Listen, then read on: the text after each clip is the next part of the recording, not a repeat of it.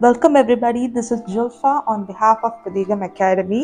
In the chapter discuss பண்ணிட்டு இருக்கோம், we are discussing unit for அதாவது நம்ம டிஎன்பிஎஸ்சியில் இருக்கக்கூடிய சயின்ஸ் ஜென்ரல் சயின்ஸில் இருக்கக்கூடிய கடைசி யூனிட்டான என்விரான்மெண்ட்டில் நம்ம ஒரு டாபிக் டிஸ்கஸ் பண்ணிட்டு இருக்கோம் இல்லையா? ஈகோசிஸ்டம், என்விரான்மெண்ட் அண்ட் ஈகாலஜியில் ஈகோசிஸ்டம் பற்றி படிச்சுட்டு இருக்கோம், சூழ்நிலை மண்டலம் பற்றி படிச்சுட்டு இருக்கோம். அப்போ அதில் இருக்கக்கூடிய உயிருள்ள காரணிகள் பயோட்டிக் ஃபேக்டர்ஸ் பற்றி டிஸ்கஸ் பண்ணிட்டோம். ஏபயோட்டிக் ஃபேக்டர்ஸை இப்போ பார்த்துட்டு இருக்கோம். ஏபயோட்டிக் ஃபேக்டர்ஸ் அப்படின்னு சொல்லக்கூடிய உயிரற்ற காரணிகள் என்னென்ன? ஏர், வாட்டர், சாயில், சன்லைட். ஏர், வாட்டர் ஃபினிஷ் பண்ணிட்டோம். இப்போ நம்ம டிஸ்கஸ் பண்ண போகிற சாப்டர் சாயில். இதில் ஏர் சாப்டரில் I think I have mistakenly told you NO2-வை நைட்ரிக் ஆக்சைடுன்னு சொல்லிட்டேன்னு நினைக்கிறேன்.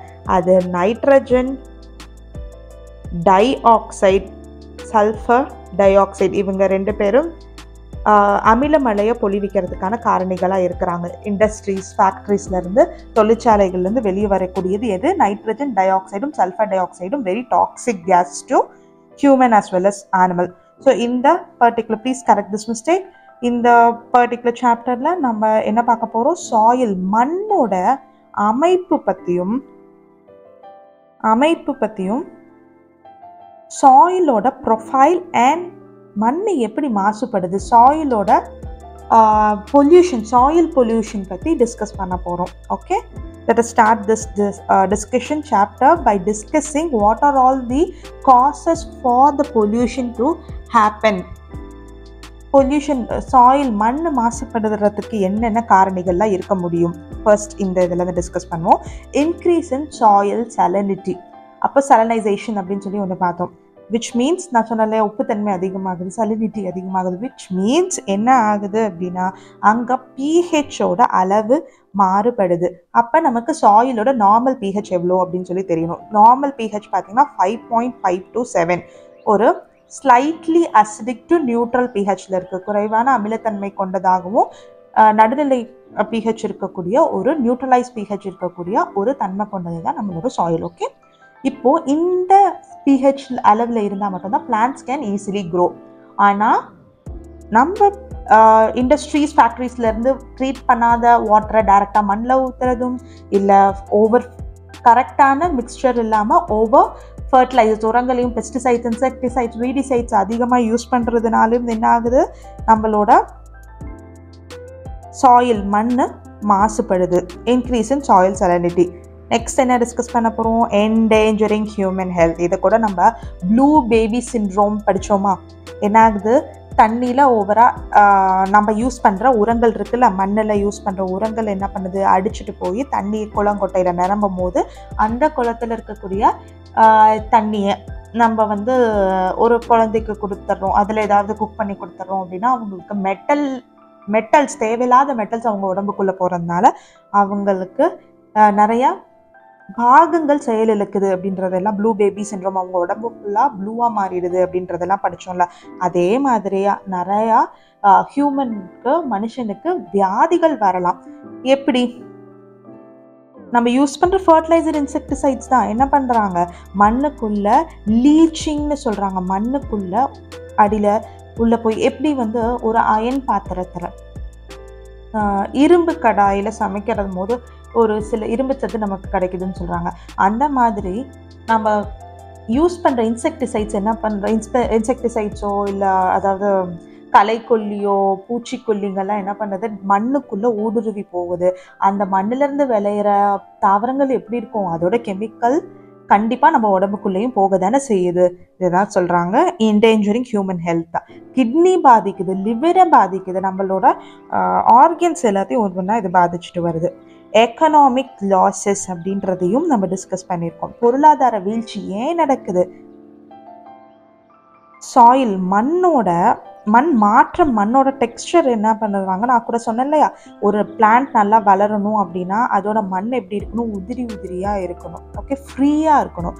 ஆனால் இன்செக்டிசைட்ஸோ ஃபர்டிலைசர்ஸ், உரங்கள்லாம் அதிகமாக நம்ம யூஸ் பண்ண போனால் மண் கட்டியாக மாறிடும். அதனால் பிளான்ட்டால் வளர முடியாது. நல்லா தாவரங்கள் வளரல அப்படின்னா ஃபுட்டு கம்மியாகும். ஃபுட் ப்ரொடக்ஷன், நம்மளோட பேக் போனே விவசாயம் தான் இல்லையா. விவசாயம் அங்கே தடைப்படும் போது, ப்ரொடக்ஷனே அங்கே இல்லாமல் ஆகும்போது என்ன ஆகுது, நம்மளோட பொருளாதாரம் வீழ்ச்சி அடையுது. Air and water contamination. Obviously air என்ன ஆகுறாங்க, சாயிலில் டெபாசிட் ஆகக்கூடிய மெட்டல்ஸ், இப்போ நம்ம யூஸ் பண்ணுற வேறு எதுவுமே இல்லை, நம்ம கெமிக்கல் எப்படி நமக்கு கிடைக்கும், தொழிற்சாலைகள் மூலமாகவும் நம்ம அக்ரிகல்ச்சர் அப்போ யூஸ் பண்ணுறோம். பிளாஸ்டிக்ஸ் அப்படியே மண்ணில் போடுறோம், பேப்பர்ஸ் மண்ணில் போடுறோம், பிளாஸ்டிக் கவர்ஸை மண்ணில் போடுறோம் இல்லையா, அதெல்லாம் மக்காது மண்ணில். அப்போது இந்த கெமிக்கல்ஸ்லாம் என்ன பண்ணுறாங்க, மண் மேலே டெபாசிட் ஆகிறாங்க, மண் மேலே படியும் போது மண்ணுக்குள்ளே இன்ஃபில்ட்ரேட் ஆகுறாங்க. ஒன்று, காற்று கூட ஒரு சில மெட்டல்ஸ் கலக்கிறாங்க. ஃபார் எக்ஸாம்பிள், இண்டஸ்ட்ரீஸில் இருந்து, தொழிற்சாலைகள்லேருந்து வெளியே வர சல்ஃபருங்க இருக்காங்கல்ல, சல்ஃபைட்ஸ், இவங்க என்ன பண்ணுறாங்க, மண்ணில் வந்து டெபாசிட் ஆகிறாங்க, மண் மேலே படிகிறாங்க. இவங்க காற்று கூட வேகமாக, ஆக்சிஜன் கூட வேகமாக ரியாக்ட் பண்ணுவாங்களாம். ஆக்சிஜன் கூட வேகமாக ரியாக்ட் பண்ணி என்ன பண்ணுறாங்க, கலக்கிறாங்க. அப்போ ஏர் கண்டாமினேட் ஆகுது இல்லையா, காற்று மாசுபடுது. வாட்டர் எப்படி மாசுபடும் அப்படின்றது உங்களுக்கே தெரியும். என்னாகுது, மழை வரும்போது அங்கேருந்து வலிஞ்சு ஓடுற தண்ணி பக்கத்தில் இருக்க ஏரியில் போய் கலக்குது. அந்த மாதிரி வாட்டர் கண்டாமினேஷன் நடக்குது. எஃபெக்ட் ஆன் பிளான்ட் லைஃப், தாவரங்கள் எப்படி பாதிப்படையுது அப்படின்றத நம்ம நல்லாவே பார்த்துட்டோம் இல்லையா. தாவரம் வளரணும்னா அதுக்கான பிஹெச்சும் வேணும், தண்ணி மெயினாக வேணும். அப்போது இந்த உரங்கள் அதிகமாக யூஸ் பண்ண அங்கே மாய்ஸ்சர் கண்டென்ட் இல்லாமல் போகுது. தண்ணி அதுக்கு கிடைக்கல, போதுமான தண்ணி கிடைக்கல அப்படின்னா வேறு ஊருன்றி போக முடியாது. அது மட்டும் இல்லாமல் அதனால் வளர்ச்சியே கொடுக்க முடியாது. அசிடிஃபிகேஷன் சேம், நம்ம திருப்பி அதை தான் பேசுகிறோம். உரங்கள் யூஸ் பண்ணுறோம், இண்டஸ்ட்ரீஸில் வெளிவர தண்ணி இருக்கு இல்லையா, அது என்ன பண்ணணும், நடுநிலையாதல்ன்ற ப்ராசஸ் பண்ணணும், நியூட்ரலைசேஷன் பண்ணணும், உப்பாக கன்வெர்ட் பண்ணணும். அப்படி பண்ணாமல் டைரெக்டாக மண்ணில் கொட்டும் போது என்ன ஆகுது, மண் அமிலத்தன்மை கொண்டதாக மாறுது. அதில் ஒரு செடி கூட வளராது. Okay, diminished soil fertility. நம்ம இந்த ஆக்ஷன் பண்ணிகிட்டே இருந்தோன்னு வைங்க, இதே மாதிரி திருப்பி இன்செக்டிசைட்ஸும் இந்த களைக்கொல்லிங்களையும் ஆர்கானிக் உரங்களை பயன்படுத்தாமல் செயற்கை உரமை பயன்படுத்தி என்ன ஆகுது, நான் சொன்ன சாயிலோட டெக்ஸ்சர் மாறுது. அப்போ சாயிலில் மண்ணில் ஒரு சில சேஞ்சஸ் நடக்குது. உதிரியாக இருக்கிற முடியாது, அது கட்டியாக மாறி போகும். வேறு என்ன நடக்குது, சாயில் ஃபர்டிலிட்டி குறையுது. அதாவது சாயில் இருக்க நியூட்ரியன்ஸ், எப்படி நம்ம ஆர்கானிக் ஃபர்டிலைசர்ஸ்லாம் மண்ணுக்கு வந்து வளத்தை சேர்க்கிறாங்களோ, வளரும் போது நியூட்ரியன்ஸை, whether it can be nitrogen, potassium, phosphorus எல்லாம் சேர்க்குறாங்களோ, ஃபர்டிலைசர்ஸ் செயற்கையாக செய்கிற உரம் அப்படி செய்யாது, வளத்தை சேர்க்காது. அப்பொழுதுக்கு தேவையான வளத்தை தான் அது கொடுக்கும், நியூட்ரியண்ட்டை தான் கொடுக்கும். அதனால பிளான்ட் நல்லா க்ரோ ஆகுது, முடிஞ்சிச்சு. ஆனால் மண்ணுக்கு வளம் சேர்க்கிறது ஆர்கானிக் ஃபர்டிலைசர்ஸ் மட்டும்தான். அப்போது மண்ணோட வளம் அங்கே குறையுது, சாயிலோட நேச்சர், மண்ணோட நேச்சரும் மாறுது. இந்த மாதிரி தான் சாயில் அப்படின்றது மாசுபடுது அப்படின்றத நம்ம டிஸ்கஸ் பண்ணிட்டோம். இப்போது சாயில் அப்படின்ற மண் அமைப்பு பற்றி கொஞ்சம் படிச்சிருவோம். எவ்வளோ அமைப்பு இருக்குது பார்த்தீங்கன்னா, A1 B C D. ஏ அப்படின்றதுல என்ன இருக்குது அப்படின்னா, தாவரங்கள் அங்கே தான் விளையும். ஓகே, தாவரங்கள் அங்கே தான் விளையுது, நம்ம அங்கே தான் இருக்கோம். நம்ம இறந்து போனால் அந்த இடத்துல தான் புதைக்கிறாங்க, விலங்கு இறந்து போனால் அங்கே தான் புதைக்கிறாங்க. இலைகள் எங்கே மாறுது, தாவரங்களோட மிச்ச பகுதி எல்லாமே அங்கே தான் மக்குது. அப்போது இந்த இடம் ஆர்கானிக் லேயர் அப்படின்னு சொல்லக்கூடிய இந்த ஏ லேயர் இருக்குது பார்த்தீங்களா, ஏ படுக்கை அப்படின்னு சொல்கிறாங்க. இந்த லேயர் எதால் ரிச் ஆயிருக்கு அப்படின்னா ஹியூமஸ் அப்படின்ற ஒரு கண்டென்ட். ஹியூமஸ் அப்படின்னா நான் உங்களுக்கே சொல்லியிருக்கேன், நுண்ணுயிரிகள் டீகம்போசர்ஸ் இருக்காங்களா, மட்குயிரி என்ன பண்ணுறாங்க, நம்மளோட எல்லா வேஸ்ட் மெட்டீரியலையும் டீகம்போஸ் பண்ணுறாங்க, மக்க வைக்கிறாங்க. அதன் மூலியமாக நமக்கு ஒன்று கிடைக்கிது. அந்த மக்குனதுக்கப்புறம் இருக்கக்கூடிய அந்த பொருள், அதை தான் ஹியூமஸ் அப்படின்றாங்க. இது மண்ணுக்கு தேவையான நியூட்ரியன்ஸை அதிகமாக கொடுக்குது. அப்போ இது மண்ணோட சேர்ந்துச்சு அப்படின்னா அங்கே நம்ம விதைக்கிற பிளான்ட் நல்லா க்ரோ ஆகும், தாவரம் நல்லா க்ரோ ஆகும். அப்போ ஹியூமஸ் அப்படின்றதுக்கு தமிழில் என்ன சொல்கிறாங்க அப்படின்னா, ஹியூமஸ் ஃபார்ம் ஆகிற அந்த ப்ராசஸை ஹியூமிஃபிகேஷன் அப்படின்னு சொல்லுவோம். Just a minute. Humus form ஆகிற ப்ராசஸ் என்ன சொல்லுவோம்?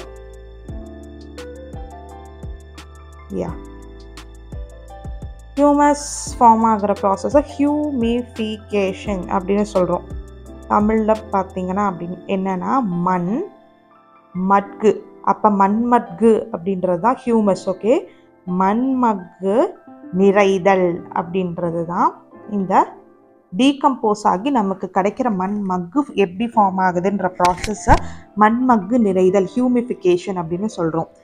செகண்ட் இருக்குல்ல இந்த லேயர், அதாவது A1 சொல்கிறோம் பார்த்தீங்களா, இங்கே சின்ன சின்ன பிளான்ட்டோட வேருங்கெல்லாம் போகிற அளவுக்கு இருக்கக்கூடிய லேயர், உதிரியாக மண் இருக்குது. ஓகே, நல்லா புழுன்னு இருக்குது அப்படின்னு சொல்லுவாங்க இல்லையா, அந்த லேயர் வரைக்கும். ஓகே, இதை டாப் சாயில் அப்படின்னு சொல்லுவோம். அதாவது அது போரஸாக இருக்குது அப்படின்னு சொல்லுவோம். இங்கே வந்து வாட்டர் என்ன பண்ணுது, ஈஸியாக அப்சர்வ் ஆகும். இங்கே கேஸஸ் அதிகமாக இருக்குது, which is rich in organic minerals.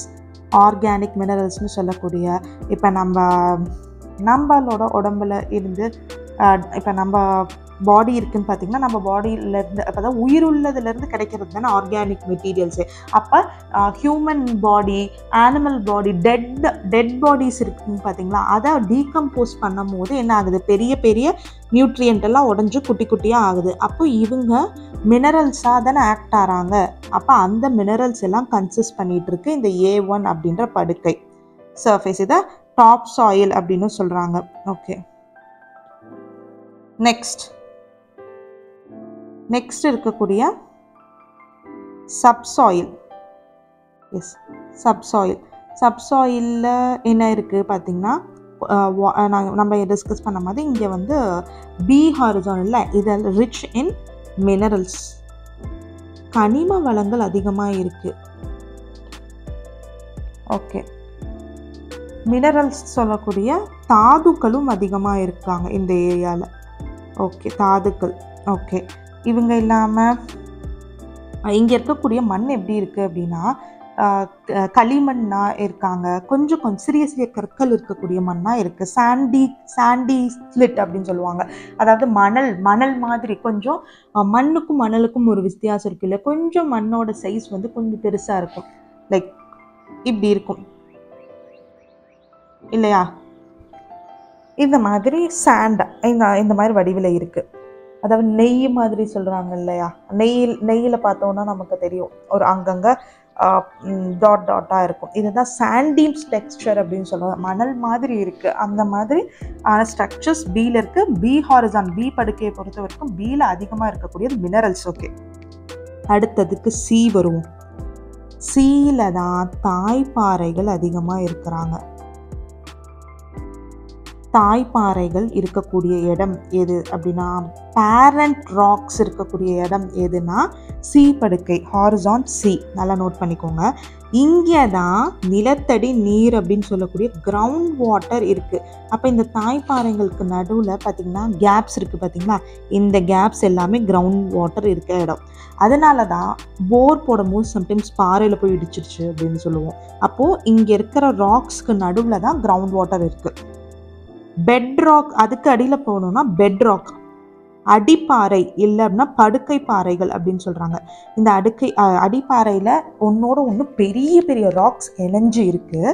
இங்கே கிரவுண்ட் வாட்டர் எல்லாம் இங்கே கிடையாது, இதுக்கு நடுவில் கம்மியாக இருக்குது. ஓகே, இங்கே நடுவில் இருக்கக்கூடிய கேப்ஸ் அப்படின்றது ரொம்ப கம்மி. சீல தான் கொஞ்சம் சிறிய அளவில் இருக்கும் கல், அதை தான் நம்ம என்ன சொல்கிறோம், தாய்ப்பாறைன்னு சொல்கிறோம். பெட் ராக்கை அடிப்பாறைன்னு சொல்கிறோம். இப்போது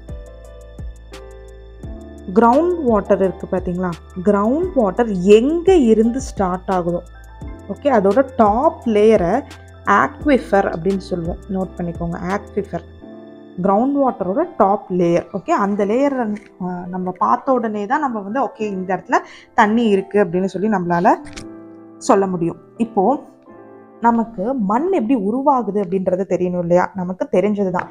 மண் அப்படின்ற soil is formed by the process call weathering of rocks அப்படின்னு சொல்லுவாங்க. இப்போ ஒரு காட்டு ஒரு லைக் ஒரு மவுண்டைன் இருக்கு. மவுண்டைன் பக்கத்தில் ஒரு ஊர் இருக்கு. ஓகே, இந்த மவுண்டைனில் பெரிய பெரிய கல்லுங்கெல்லாம் ஆனது தான் மவுண்டைன். ஓகே, மழை பெய்யுது, இந்த பாறைங்கள்லாம் வலிஞ்சு ஓடுது, அந்த உருண்டு ஓடுது. பாறைங்கள்லாம் என்ன சொல்லி உருண்டு ஓடுது. மழை அதிகமாக பெய்யும் போது தண்ணியோட உருண்டு ஓடுது.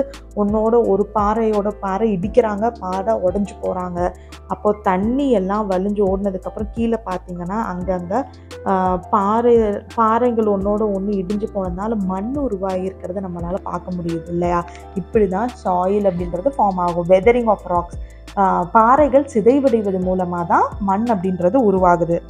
Weathering of rocks.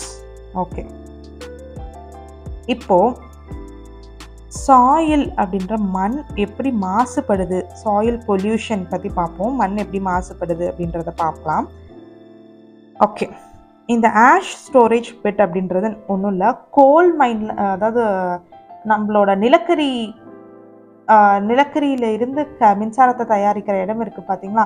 அந்த இடத்துல நிறைய கரி ப்ரொடியூஸ் ஆகுமா. ஏன்னா கோலை ஹீட் பண்ணுறோம் இல்லையா? அப்போ அந்த கரி எல்லாத்தையுமே என்ன பண்ணுறாங்க, ஒரு குழியில் ஸ்டோர் பண்ணுறாங்க. அதுதான் ஆஷ் ஸ்டோரேஜ் பிட்டுன்றாங்க. ஒரு எக்ஸாம்பிளுக்கு நம்ம ஆஷ் ஸ்டோரேஜ் பிட்டை மட்டும் கன்சிடர் பண்ணிக்குவோம். இல்லை அப்படின்னா வயல்னு வச்சுக்குவோம், விளைநிலம் வயல்னு வச்சுக்குவோம்.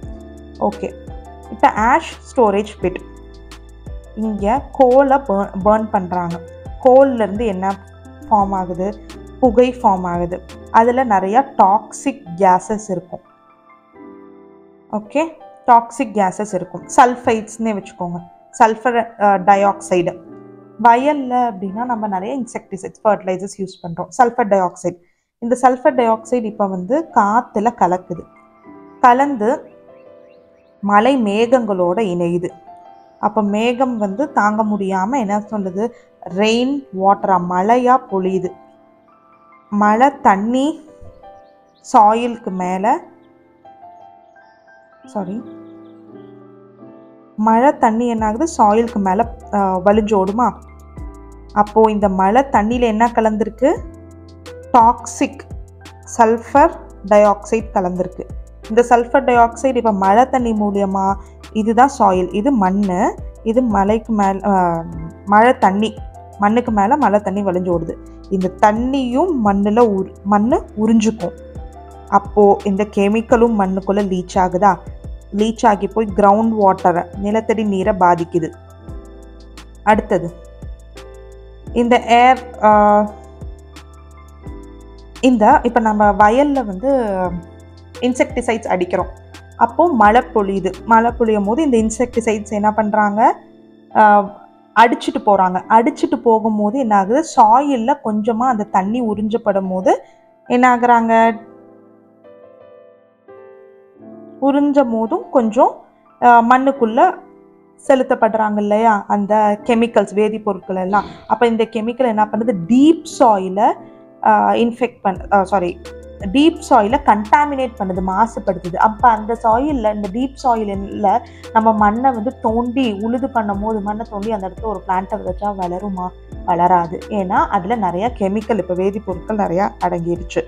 ஓகே, சிம்பிள் இதுதான்.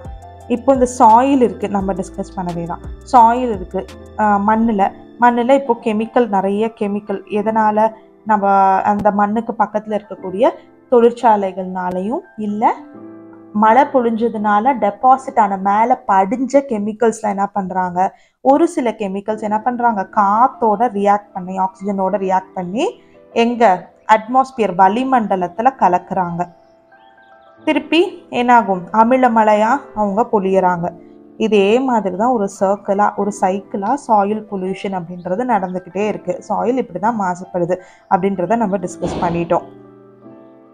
So that's it about the first part of environment and ஈக்காலஜியோட ஃபர்ஸ்ட் பார்ட் படிச்சுட்டோம். நெக்ஸ்ட் பார்ட் என்ன நான் சொல்லியிருக்கேன், ஜியோ கெமிக்கல்ஸ் அப்படின்ற பார்ட்டில் நம்ம மீட் பண்ணலாம். தேங்க்யூ ஸோ மச் ஃபார் வாட்சிங்.